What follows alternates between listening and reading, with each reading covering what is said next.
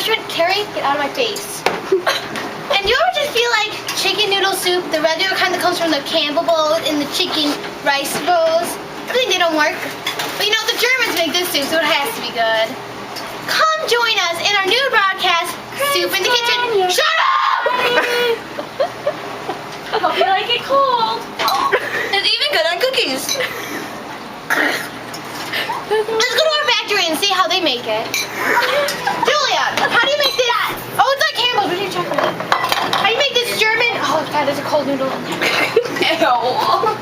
Here are a few cold noodles.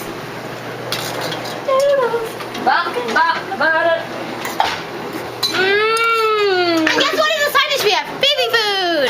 Campbell's tomato soup. Possibility. Julia, it's not Campbell's. It's made by the. We also have Chunky. Oh, it's not by Chunky. Chicken noodle. No. Chicken noodle. Okay. This factory is closing. We never lived in Germany. I lied. I'll do it again. One is for women.